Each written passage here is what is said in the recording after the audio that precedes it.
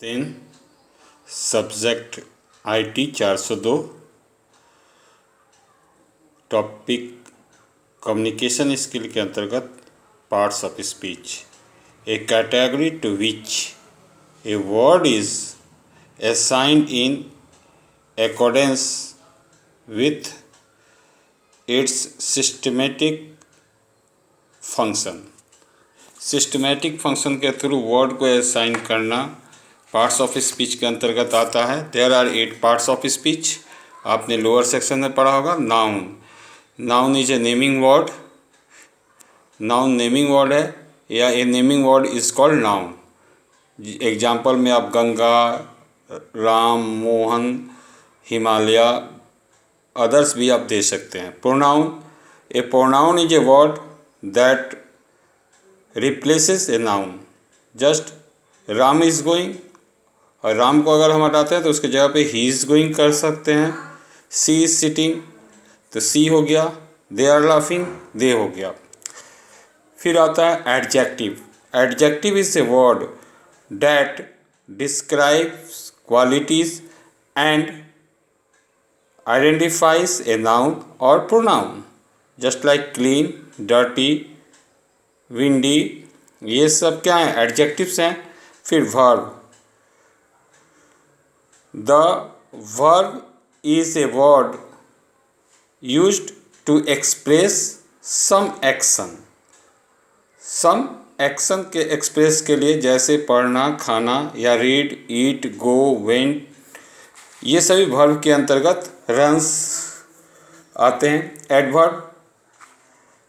N adverb describes a verb, adjective or other adverbs, just like happily, lazily, fastly.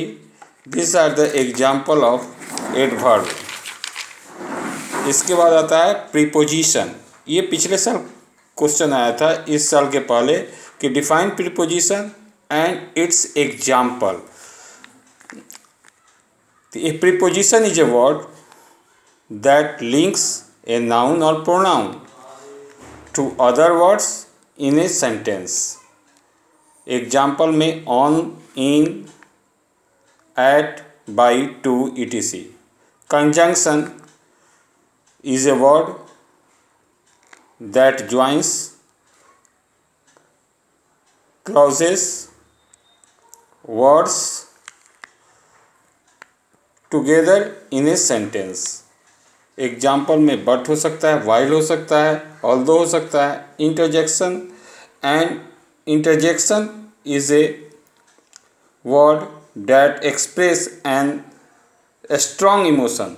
Strong emotion में के अंतर्गत आपने पढ़ा होगा सेंटेंस में एक्सक्लेमेटरी सेंटेंस, उसमें हम स्ट्रॉन्ग इमोशन की चर्चा करते हैं।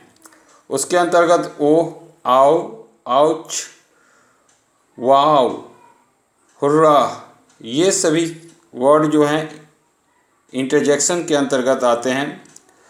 ये पार्ट्स ऑफ स्पीच पिछले साल, इससे कोई एक दे सकता है डिफिनीशन, और आपको जो है याद करना पड़ सकता है। अब होमवर्क में लिखेंगे define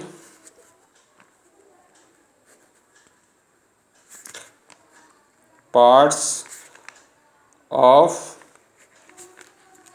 speech with 2 examples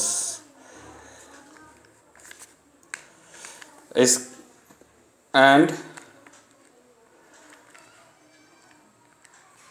learn it। इसको याद भी रखना है, इससे रिलेटेड क्वेश्चन एग्जाम में आते हैं।